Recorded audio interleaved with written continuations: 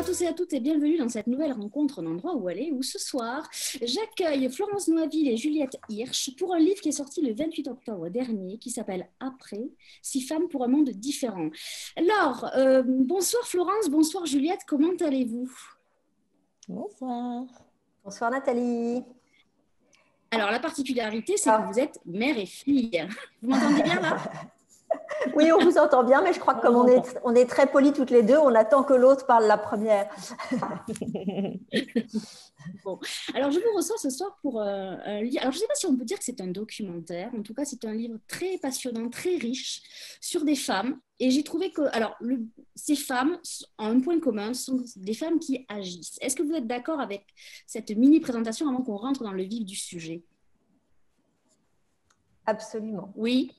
Alors, est-ce que l'une des deux peut nous dire, oui. En fait, vous avez voulu interroger des femmes vivant dans des pays qui étaient impactés par le coronavirus, savoir comment elles le vivaient, si je ne me trompe pas, hein, c'est ça, et si oui, qu'est-ce qu'elles attendaient de ce monde, on va dire, de monde d'après, puisque dans votre titre, il y a le mot après. Est-ce que l'une d'entre vous peut nous dire pourquoi avoir choisi ce titre après? Alors, il y a plusieurs questions dans la question. Hein. Mais, alors, Juliette, oui. Vas-y, shoot first. Tu commences. Alors, commençons par après. En fait, on était au début de la crise du coronavirus, au début du premier confinement, et je pense qu'on a été toutes les deux assez intriguées par tous les articles qu'on lisait dans la presse, toutes les tribunes, tout ce qu'on voyait qui disait, en gros, le monde d'après ne sera plus jamais comme avant. Et donc, nous, notre grosse interrogation, c'était est-ce qu'il y aura vraiment un monde d'après? Est-ce que cette crise va effectivement marquer une sorte de rupture? Et si oui, en quoi ce monde d'après va-t-il consister? Voilà, c'était un peu ça le début, les prémices de ce livre. Donc, Florence, si tu veux continuer. Oui, et alors, ce qui est amusant et tragique, c'est que finalement, il y a eu tout un moment où, au début du premier confinement, tout était tellement flottant qu'on se disait, si ça se trouve, tout ça est très, très éphémère. Et puis, le monde d'après, ça sera juste le monde d'avant, quoi. Et il n'y aura pas de bouquin. Et d'une certaine façon, on est assez désolé d'être là, puisque c'est le signe que le problème continue, mais c'est le signe aussi que les questions qu'on s'était posées étaient pertinentes. Et ces questions-là, on n'avait pas vraiment de réponse. Et c'est comme ça que dans cette cuisine où vous me voyez aujourd'hui, parce qu'on n'est pas ensemble, Juliette et moi, mais on l'était à l'époque, dans cette cuisine, on bavardait à bâton rompu comme tout le monde pouvait le faire dans toutes les familles, mais on n'avait pas de réponse et on était un peu à la fois dans l'incertitude et dans l'inquiétude. Et on s'est dit, mais au fond, pourquoi on a toutes les deux fait du journalisme dans notre vie? Moi, j'en fais encore. Et pourquoi est-ce qu'on n'irait pas, on prendrait nos bonnes petites techniques de journaliste et puis, ces questions-là, on irait les poser à d'autres. Et ces autres, comme on était mère et fille, on s'est dit, bah, tiens, si c'était des femmes, parce qu'a priori, les femmes, on les entend moins, et dans les pandémies, elles payent plus cher. Elles prennent plus cher, comme on dit. Et c'est comme ça qu'est née l'idée d'interviewer d'autres gens à partir des questions assez immédiates qu'on se posait nous, mais qui en ont tiré d'autres. On a tiré des fils, vous voyez. Et puis, et des femmes. Et ce qui nous paraissait important aussi, c'était que comme on était mère et fille, on avait donc une génération d'écart par définition. Et on trouvait ça intéressant parce qu'on n'allait pas poser les mêmes questions. Ouais. On n'avait pas les mêmes intérêts, on n'avait pas les mêmes angoisses, on n'avait pas les mêmes idées de femmes à interviewer. Et je dois dire que pour moi, c'était vraiment très enrichissant. Je ne dis pas ça parce qu'elle est là et pour lui faire plaisir, mais de travailler avec quelqu'un de 25 ans. De même, Alors, plaisir partagé. Alors, vous avez choisi 6 femmes. Comment avez-vous procédé déjà pour faire une shortlist? Parce qu'il y a des femmes influentes et qui agissent, il y en a beaucoup. Est-ce que vous avez eu des débats sur le choix de ces 6 femmes? On va dire qui elles sont juste après. Alors, ça c'était au printemps, vous avez eu cette discussion au printemps. Vous avez mis combien de temps pour monter tous, d'abord de trouver les 6 femmes, de les interroger? Comment vous les avez interrogées? J'imagine que c'est pas suivi comme nous via une plateforme numérique, puisqu'on n'est plus possible de voyager. Et comment vous avez fait? Bien. Alors, encore une fois, beaucoup de questions en une seule. Déjà, on peut commencer par le choix des femmes. Ça a été assez difficile, effectivement, parce que bon, il y en a tellement, on avait de quoi choisir. Et en fait, on s'était dit dès le début que déjà, on voulait des femmes de partout. Pas juste des femmes françaises, pas juste des femmes européennes, mais des femmes vraiment de partout. Et surtout, on voulait une vraie diversité dans leur domaine d'activité. Et voilà, et qu'il y ait une représentation assez large on a une économiste, on a la présidente de WWF, une exploratrice, une écrivaine, une scientifique, enfin voilà. Et donc du coup, ça c'était un peu la condition de départ, c'est plein de domaines représentés et aussi un bon mix entre des femmes connues et des femmes moins connues. Voilà, parce qu'on voulait aussi faire découvrir des profils et faire découvrir des problématiques dont on n'entendait pas souvent, enfin, dont on entendait moins parler dans les réseaux d'habitude, dans les médias. Donc ça, c'était un premier choix. Et c'est vrai que le choix est particulièrement réussi parce que bon, il y en avait certaines que je ne connaissais pas et ça m'a apporté beaucoup de choses. J'imagine qu'à vous aussi, ça vous a apporté des choses, mais on y reviendra. Florence, vous avez eu un choix particulier? Vous avez imposé des choix de femmes à Juliette ou ça s'est fait vraiment Ah non, alors l'idée, c'était quand même qu'on travaillait de façon très civilisée et respectueuse et en bonne entente et qu'on s'écoutait, enfin, je crois. Donc, personne n'imposait rien à personne, heureusement.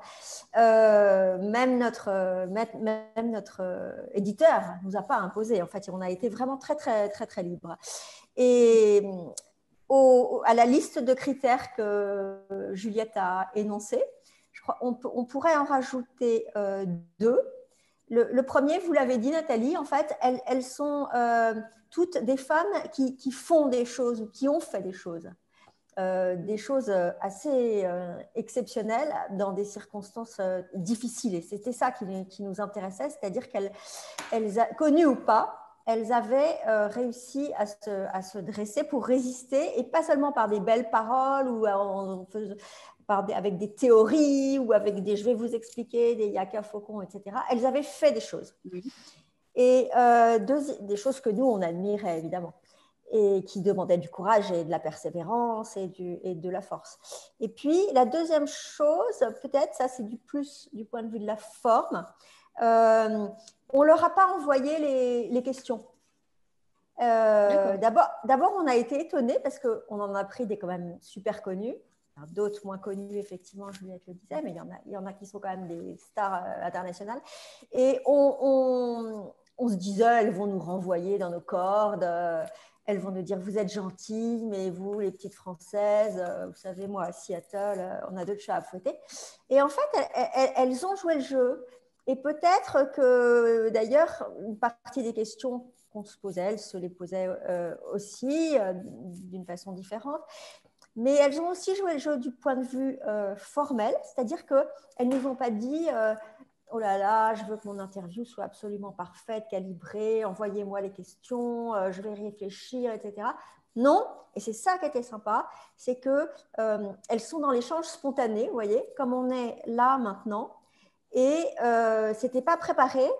Et ça donne, et c'est ce qu'on voulait un peu donner dans le livre, une impression de conversation, comme si en fait on conversait, moi dans ma cuisine comme vous me voyez ce soir, et elle dans la leur, quoi.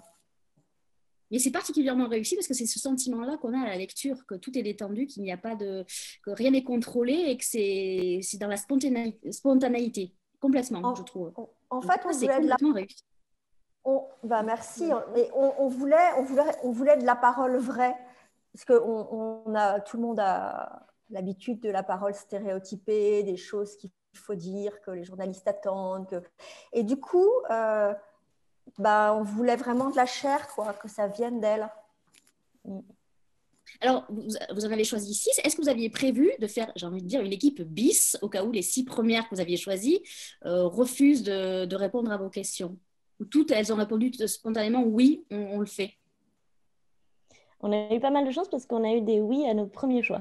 Donc là, sur ce coup-là, on a vraiment beaucoup de chance. Même pas eu besoin de réfléchir. Ouais, alors, on va parler de ces... Oui, Florence, pardon, je vous ai coupé. Non, mais notre éditeur nous avait dit, oh là là, les premiers choix, c'est très important parce que on veut être sûr qu'elles disent oui, vous comprenez, on ne va pas se lancer dans un livre, vous dites que vous allez interviewer Isabelle Autissier ou Melinda Gates ou un prix Nobel d'économie. Mais vous divaguez, mes chers amis, etc.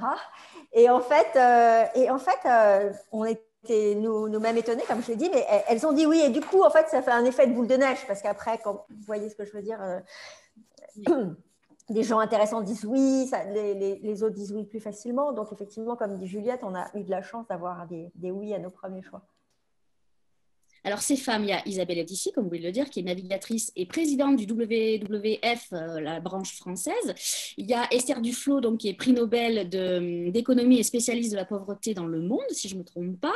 Il y a la Rwandaise, alors Godlive, je ne sais pas comment on prononce, Godlive Mukasarazi, je ne sais pas si on le prononce comme ça, qui est quoi déjà qui a travaillé donc sur...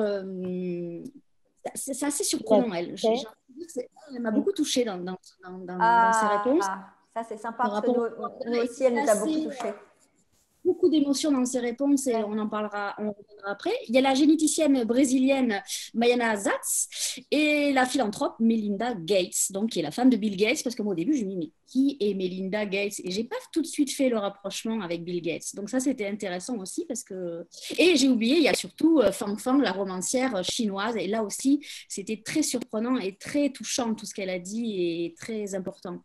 Est-ce que vous pouvez nous parler de ces interviews? Comment avez-vous procédé avec elle? Je vais laisser Juliette parler, mais je voudrais juste dire que le fait que vous n'ayez pas reconnu tout de suite que Melinda Gates était Melinda Gates, mais que vous l'avez identifiée comme après, ah bah oui, c'est la femme de Bill Gates, justement, ça légitimait le fait qu'on ait envie de lui donner la parole à elle et non pas à lui, parce qu'en fait, dans la fondation, c'est elle qui fait une grosse partie du boulot. Oui.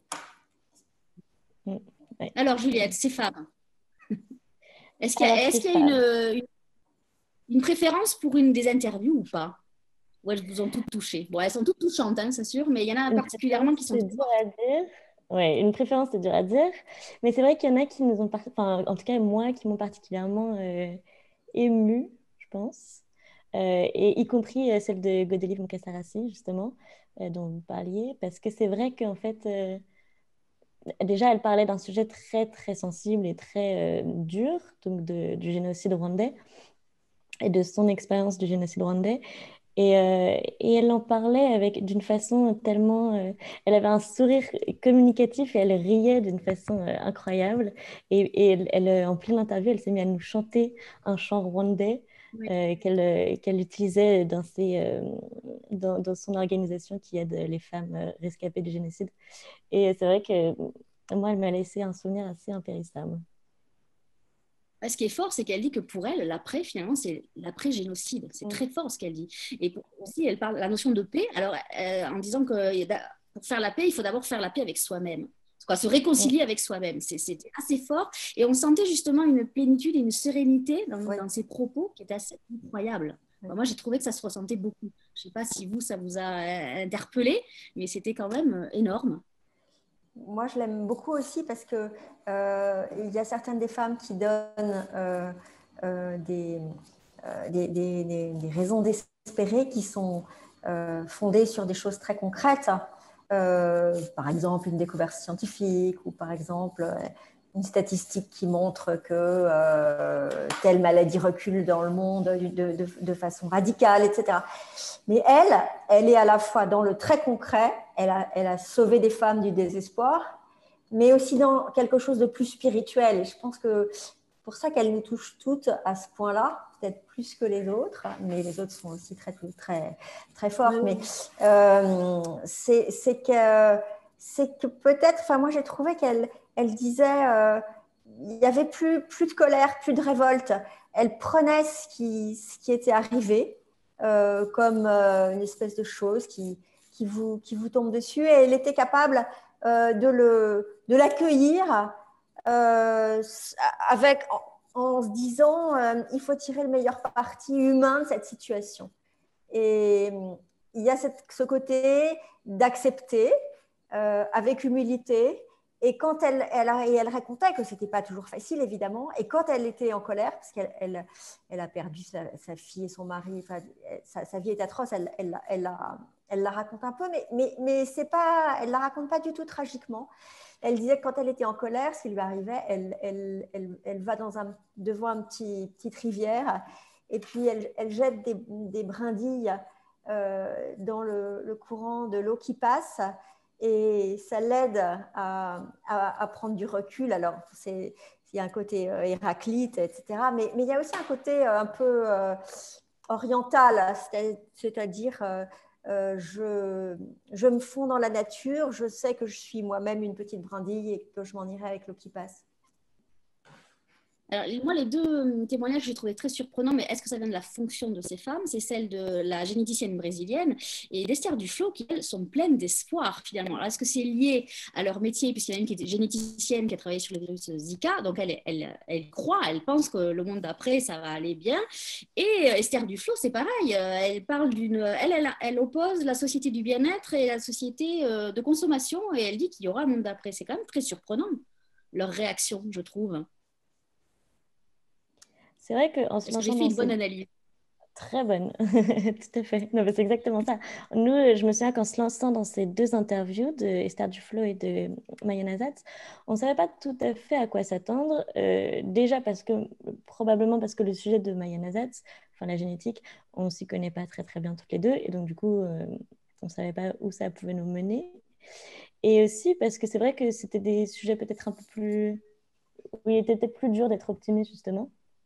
Et c'est peut-être plus rare d'entendre des économistes avec autant d'optimisme pour l'avenir, surtout à ce moment-là, parce que là, on était quand même au printemps, donc c'était vraiment pas évident. Et je me souviens avoir été très étonnée. Ouais. Et on est sorti un peu plus de bonne humeur même. Oui, c'est vrai que ça met un peu la pêche. Finalement, il y a de l'espoir et qu'elles y croient, et qu'on peut se dire que si un prix Nobel d'économie y croit et qu'une généticienne et infectiologue y croient aussi, on peut y croire nous-mêmes. Moi, c'est ce que j'ai ressenti. C'était très positif. Je ne dis pas que les autres n'étaient pas positives, hein, mais chez les autres, il y avait plus de retenue, plus de peur, j'ai l'impression, un peu. D'incertitude. Et par exemple, la généticienne, on a aussi eu des surprises tout à fait. En les interviewant, comme disait Juliette, on tirait le film et on ne savait pas forcément où ça allait nous mener. Et l'histoire du virus qui peut éventuellement un jour guérir un virus, ça, par exemple, pour nous, ça a été une découverte et un émerveillement. Je ne sais pas si Juliette a envie d'en dire un mot, parce qu'en fait, elle nous expliquait ses travaux et on était loin de nous douter de ce qu'elle faisait exactement et de ce sur quoi ça peut déboucher. C'est ça. En fait, elle a beaucoup travaillé sur le virus Zika, parce qu'au Brésil, il était particulièrement virulent. Et elle nous racontait qu'elle faisait en ce moment des expériences sur des chiens, je crois, où avec le virus Zika, avec une certaine dose injectée d'une certaine façon, ils arrivaient à pas traiter, mais presque des tumeurs au cerveau. Et donc, ils avaient fait pas mal d'essais cliniques déjà, et ils se rendaient compte que les tumeurs au cerveau diminuaient, voire disparaissaient. Et c'est fou, quoi. Alors que... bon, je trouvais ça fou. Puis elle donne des tas d'exemples comme ça, de choses totalement inattendues. Sur les souris. L'autre témoignage très fort et très surprenant aussi, c'est donc Fang Fang, qui vit depuis 63 ans à Wuhan, qui a tenu un journal du confinement, et tout ce qu'elle dit, avec même ses silences, on comprend la lourdeur de ses silences, et j'ai trouvé que dans ses réponses, il y avait beaucoup de profondeur et d'humanité quelque part. C'était incroyable, je trouve. Et est-ce que vous êtes d'accord avec elle quand elle dit que la littérature peut donner de la force? Ah ben là, pardon Juliette. Alors moi, vous savez, je ne vais pas vous raconter ma vie, mais j'avais fait des études de commerce. J'avais fait un HEC. Et d'ailleurs, j'ai fait il n'y a pas très longtemps un bouquin, une dizaine d'années, à la crise d'avant. J'ai fait un petit bouquin qui s'appelle J'ai fait HEC et je m'en excuse.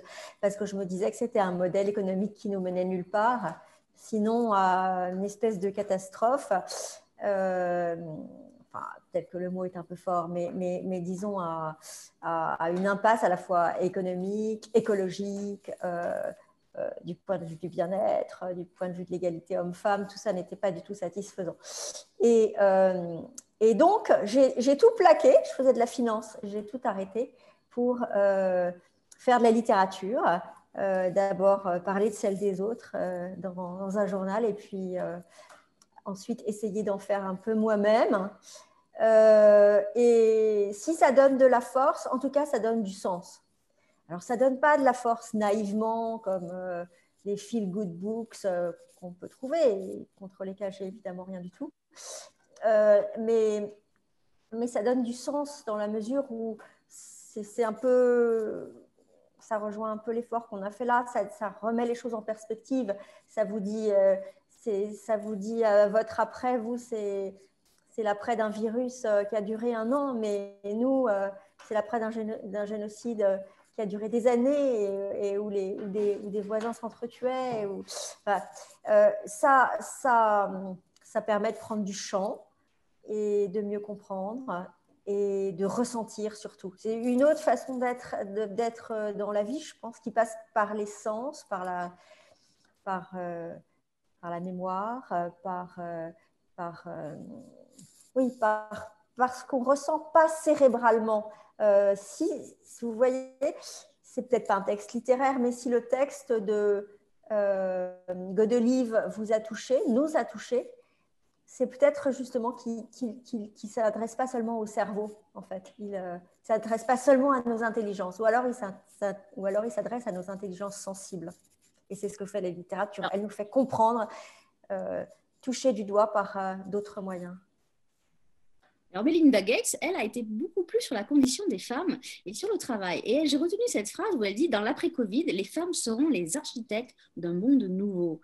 Elle est vraiment très axée, elle, sur tout ce qui est, en disant que le monde du travail a été transformé à jamais, la condition des femmes. Elle croit énormément au pouvoir du collectif. C'est très surprenant aussi, ces réactions, cette réaction qu'elle a eue à toutes vos questions. Je trouve qu'elle était complètement différente. Ouais. Et bah, Melinda Gates, c'est intéressant parce qu'elle a grandi dans une famille assez catholique, où la place de la femme n'était pas forcément celle qu'on connaît aujourd'hui. Et puis surtout, elle était informaticienne, ensuite elle a fait une carrière assez brillante chez Microsoft, mais elle a dû se battre assez toute sa vie pour sa place en tant que femme. Mais ce qu'elle raconte, c'est qu'elle s'en est rendue compte relativement tard, en fait. Et que c'est qu'une fois qu'elle était vraiment dans la fondation Bill et Melinda Gates, qu'elle a commencé à vraiment à s'interroger sur cette place de la femme et à se rendre compte de tout ce qui n'allait pas forcément. Et en fait, la fondation, du coup, agit beaucoup sur la condition des femmes dans le monde, et notamment sur la contraception. Ce qu'elle raconte que ça a été assez difficile pour elle, parce que ça allait un peu à l'encontre de ses valeurs au début, donc ses valeurs de comment elle avait été éduquée, et que ça n'a pas été facile. Et donc, du coup, finalement, c'est devenu son plus gros combat maintenant. C'est assez intéressant. Mais ce qui est surprenant, c'est qu'elle a peur de la désinformation. Elle, c'est très axé là-dessus. Hein. La division de la société, la peur de la désinformation. C'était très, j'ai envie de dire, surprenant. Ça m'a surpris qu'elle insiste là-dessus. Vous, ça vous a étonné aussi ou pas du tout? Ben, Juliette dira, mais moi, pas tellement, parce que elle et sa fondation sont en but aux fake news tout le temps. Alors, pour discréditer leur action, mais aussi pour discréditer, par exemple, les vaccins. Et ça, c'est finalement, avec les maladies, l'un de ses ennemis numéro un. Je crois que c'est les plus grosses, ils font partie des plus grosses victimes des théories du complot aux États-Unis. C'est assez incroyable tout ce qui circule sur le couple Gates. Et je Alors, pense que j'ai ça peut... gardé pour la fin notre personnage française, Isabelle Autissier. Alors là aussi, c'était intéressant parce que donc c'était très sur la nature, sur la biodiversité et sur moi, ce qui m'a enchanté, c'est tout ce qu'elle dit sur l'émerveillement. C'est incroyable. Est-ce que vous pouvez nous en dire 2 mots de cet entretien avec Isabelle Autissier? Moi aussi, l'émerveillement, ça m'a beaucoup touchée. Parce que ça a l'air tout bête comme ça quand elle dit qu'il faut réapprendre à s'émerveiller. Ça a l'air même d'une banalité affligeante. Alors vous dites oh, mais pour moi l'émerveillement ça va avec l'admiration. Le fait de pouvoir dire j'admire ou cette personne ou ce comportement a quelque chose d'admirable et d'exemplaire. Je trouve que dans nos sociétés, ça n'est pas du tout valorisé. Il faut toujours être totalement... il ne faut pas suivre, il faut être original, intelligent, etc. Et en fait, l'émerveillement et l'admiration, c'est un moteur extraordinaire parce qu'une fois que vous avez ça, vous déplacez des montagnes presque. Donc, il y a ça, et puis il y a le fait de se dire, mais attention, tout ce qui nous entoure est précieux, est beau et probablement irremplaçable. Et une fois que vous avez ça, enfin, troisième chose, vous avez en vous une espèce de source de force, parce qu'il y a toujours quelque chose sur quoi s'émerveiller. Évidemment, il y a toujours quelque chose sur quoi se lamenter, mais il y a aussi toujours des choses sur lesquelles s'émerveiller. J'ai relevé que vous aviez parlé de paroles refuge pour tant d'incertitudes.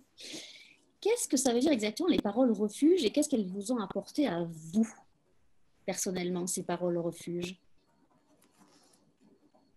Justement, c'est un petit peu ce que... Là, on a donné des exemples de ce qu'avaient dit les unes et les autres qui nous avaient ou surpris ou soutenu ou donné du courage. Et bien, moi, c'est ce que j'appelle des paroles refuges, c'est-à-dire des idées ou bien des expériences, de récits d'expériences vécues qui font que on se dit qu'en fait, on est comme une espèce de chaîne, on fait partie, on est un maillon d'une longue chaîne et que d'autres ont vécu bien pire et que, alors dit comme ça, c'est un peu bébête, mais malgré tout, ça aide à relativiser. Et Juliette, est-ce que certaines réponses de ces femmes ont changé votre regard sur certains questionnements ou pas du tout? Très bonne question. Ouais, je pense que déjà, l'interview de Fang Fang m'a fait pas mal m'interroger sur ce qui se passait en Chine, et puis surtout sur son vécu, sur sa jeunesse, sur comment elle raconte sa jeunesse, qui m'a fait la comparer à la mienne. J'ai trouvé ça très intéressant sa façon de raconter comment elle a grandi pendant la révolution culturelle, comment elle travaillait dans des usines pendant des années avant de pouvoir aller à l'université. Et je pense que c'est ce témoignage-là qui m'a fait relativiser sur moi la chance que j'avais de jeune de 25 ans et qui n'a pas besoin d'aller à l'usine et qui peut manifester librement et écrire librement sans avoir peur d'être censuré. Alors que Fang Fang aujourd'hui ne peut plus être publié nulle part en Chine. Donc, je pense que celui-là est... Et puis elle dit aussi que les jeunes Chinois, on a complètement expurgé les manuels d'histoire et qu'ils ont complètement, ils sont ignorants notamment de cet épisode de la révolution culturelle. Et elle dit que actuellement, les conditions sont proches d'un contexte où le régime s'est tellement durci qu'on pourrait tout à fait envisager un retour d'une autre sorte de révolution culturelle. Et puis ce qui est intéressant aussi, c'est qu'avec avec les autres femmes, on a beaucoup parlé de la jeunesse comme plus porteuse d'espoir. Par exemple, avec Isabelle Autissier, on a beaucoup parlé de Greta Thunberg et du mouvement des jeunes pour le climat. Alors que pour Fang Fang, c'était plutôt l'inverse. C'était plutôt la jeunesse qui était utilisée comme arme du gouvernement plutôt que comme arme de changement. Et ça, j'ai trouvé ça vachement intéressant. J'ai relevé aussi une phrase que j'ai beaucoup aimée. Si le virus était notre porte d'entrée, il n'était pas notre unique fil conducteur. J'ai trouvé que c'était plutôt pas mal ça comme réflexion. Porte d'entrée. C'est-à-dire que, comme on a dit au début, c'est un point commun. Toutes, elles vivaient la même chose dans différents pays. Donc, on pouvait facilement commencer par ça, nos interviews. Et puis, après, donc on avait un socle de questions qu'on posait un peu à toutes, ce qui nous permettait de comparer les réponses. Mais après, comme je disais tout à l'heure, on s'adaptait un peu à ce qu'elles avaient à nous raconter. Donc, on tirait un fil qui à chaque fois était différent selon leur vie, selon leur message. Voilà. Est-ce que vous avez eu un retour? J'imagine qu'elles ont lu le livre. Est-ce qu'elles vous ont fait un retour sur ce qu'ont dit les autres ou pas du tout? Pas encore. Pas encore, non. Mais en fait, il semble que la poste marche mal. Et par exemple, Maya Nazat, elle nous a écrit aujourd'hui qu'elle venait de le recevoir. Ah oui, d'accord. Je crois que Frédéric est revenu, mais avant que tu prennes la parole, Frédéric, je voudrais dire quelque chose. La question de la langue. Finissez, bien sûr. Alors, je voudrais juste dire qu'une partie des bénéfices de cet ouvrage sont reversés à une association qui s'appelle Women for Development. Est-ce que vous pouvez juste dire 2 mots sur cette association? Parce que je crois que c'est très important quand même. Oui, c'est une association qui est née en Syrie à l'initiative d'une femme formidable qui est aussi écrivaine et qui s'appelle Samar Yazbek, que je vous engage à lire. Et Samar, au péril de sa vie, a monté ces ateliers de femmes qui sont à la fois des ateliers de résistance intellectuelle, mais aussi elle les fait travailler, elle valorise leur position. Et Dieu sait si en Syrie, pendant la guerre et dans un pays musulman, c'est pas facile. Et voilà, donc elle est exilée en France, mais elle est retournée plusieurs fois au péril de sa vie en passant sous des barbelés à la frontière turque pour s'occuper de son organisation. Et c'est vraiment une très belle personnalité, Samar Yazbek. Je mettrai les coordonnées du site de woman-now.org. Je mettrai les coordonnées. Frédéric, je te laisse la main. Alors, j'ai des petites questions. Alors, moi, j'en ai une d'abord qui concerne votre éditeur, puisque vous disiez tout à l'heure que vous aviez travaillé, qu'au début, vous n'étiez pas sûr d'avoir le oui et l'accord. Comment ça s'est passé avec l'éditeur après? Est-ce que vous avez fait une liste et puis, une fois qu'on vous a dit oui, vous n'êtes pas allé plus loin, ou est-ce que vous avez vraiment choisi dans une liste de personnes qui vous avaient dit oui pour en sélectionner un certain nombre? Parce que ça conditionne quand même, c'est-à-dire que vous faites une liste et puis on vous dit oui ou on vous dit non, mais ça ne va pas être le même livre, suivant les personnes qui vont être dedans. Donc, on peut considérer que ce sont les premières qui vous ont dit oui? Ils ne nous ont pas dit non. Stock nous a jamais dit non, hein, je ne crois pas. Non, jamais. Non. En fait, on a eu des idées, mais en fait, on a eu les idées de ces femmes un peu dès le début, qu'on a soumis à Stock, bien sûr. Stock nous a dit aucun Vous avez travaillé avec une éditrice ou un éditeur? Une éditrice. D'accord. Donc, il y avait des femmes dans l'histoire. Alors, vous faites les hommes, là. Quelle a été la réaction des hommes? Alors, justement, l'éditrice, elle était totalement partante. Donc, on avait soumis, alors c'était peut-être pas 6, c'était peut-être 8 ou 10, je me souviens plus, hein, mais nous, on s'en gardait aussi au cas où on aurait des refus. Et donc, elle était très, très enthousiaste et partante jusqu'au moment où jusqu'au moment où elle nous a dit écoutez, moi j'ai soumis l'idée à notre service juridique. Je pense que c'est une procédure assez habituelle. Il parle de chaque livre au service juridique pour être sûr que tout ira bien. Et là, ils me disent oh, mais ce que je vous racontais tout à l'heure, vous êtes sûr qu'elles ne sont pas du tout en train de divaguer parce que Esther Duflo et Melinda Gates et les autres, elles diront jamais oui. Bon, voilà. Et là, je me demande si effectivement, ce n'est pas un homme qui a suggéré cette question. Donc, on a été obligé d'avoir 2 oui pour l'emporter, pour avoir les autres et pour avoir l'idée du livre aussi. Je sais pas si Et vous avez le retour des hommes aujourd'hui? Vous avez le retour des hommes aujourd'hui sur ce livre? Bah, on en a quelques-uns, ouais. Oui, et alors, ça donne quoi?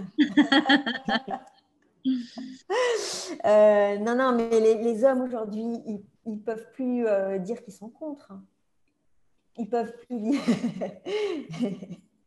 ils peuvent pas tellement manifester un désaccord, si vous croyez? Je ne sais pas, vous voulez dire par là qu'ils ont un avis politiquement correct, sinon ils sont éliminés? Je sais pas. Oh non, en tout cas, je plaisante un peu, mais moi, je n'ai pas eu d'avis sur la défense, d'avis masculin qui soit sur la défensive ou qui soit. Oui, non, je ne pensais pas forcément à des avis défensifs. Hein. Je voulais savoir si vous aviez des retours d'hommes sur cette. Parce qu'on pourrait imaginer qu'on ait fait le même livre avec que des avis masculins. Ah oui, on n'aurait pas eu livre très différent. De fait, on n'aurait pas du tout eu le même livre. D'ailleurs, pensez-vous qu'on aurait eu le même livre si on avait mis des hommes dans ce livre-là? Non, probablement pas. Et Juliette, d'ailleurs, au début, elle insistait beaucoup, et je crois qu'elle avait raison, sur le fait qu'on ne les interviewait pas parce qu'elles étaient des femmes. Ce n'était pas la raison principale. Mais ça, tu vas l'expliquer mieux que moi, Juliette. Ouais, et c'est ça. En fait, moi, j'avais une condition, c'était que ce livre, on le faisait avec des femmes, non pas parce que... Enfin, on choisissait ces femmes non parce que nous en leur qualité de femmes, mais vraiment parce qu'elles étaient les expertes dans leur domaine, parce qu'elles avaient quelque chose à apporter qui allait bien au-delà de leur genre. Et donc, finalement, l'idée de faire un livre que de femmes, c'était même pas le plus gros du truc, c'était vraiment surtout un livre de personnes intéressantes, quoi.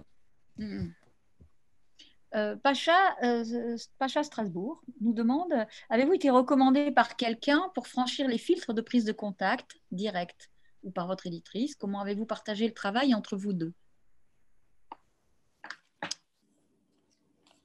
Non, je crois qu'on a eu beaucoup de chance. On est passé par des voies plutôt normales où on a contacté par exemple, on a contacté les attachés de presse pour Melinda Gates, on a eu de la chance. Pour les autres, non, on a tout fait nous-mêmes.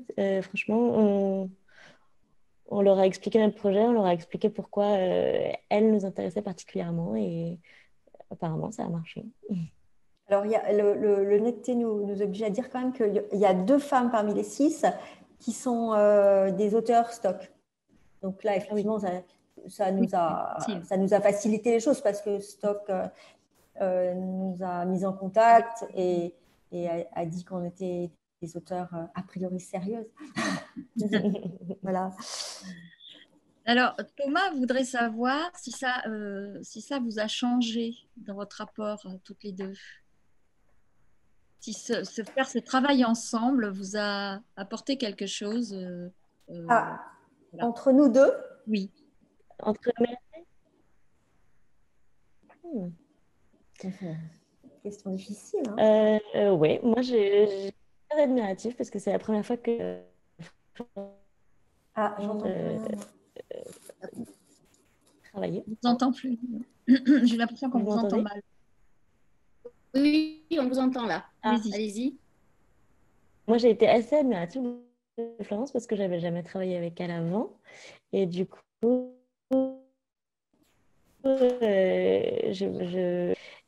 parce que évidemment, la plume, c'est plutôt elle. Et j'ai trouvé ça très... Si, j'ai trouvé ça vraiment très impressionnant pour les portraits. Mais là, il y avait la difficulté de faire un portrait et qu'on le voit dans son élément.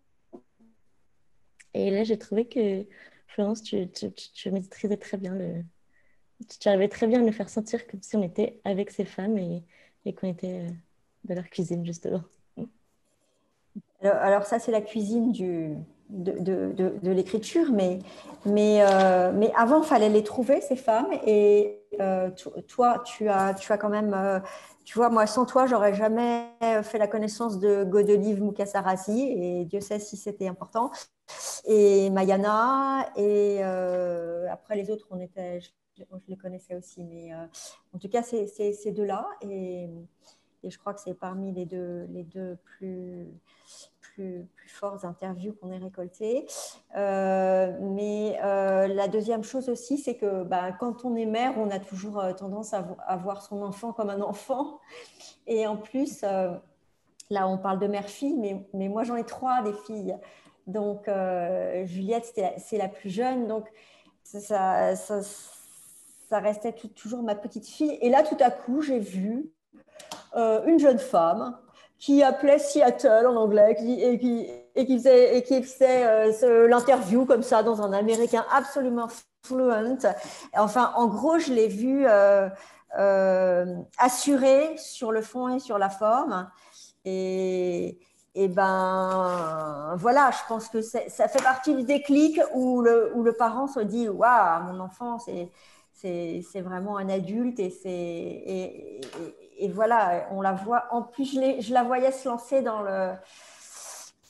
un monde professionnel, je l'imaginais encore plus et ça me faisait plaisir et ça me faisait plaisir de partager ça, d'être là quand ça se passait, de partager ça avec elle. Voilà, c'est un peu banal, mais je pense que d'un point de vue de parent, ça peut résonner chez d'autres parents. Hélène demande si vous avez tenu compte de l'âge quand vous avez fait la sélection et non pas seulement de la compétence par rapport au parcours.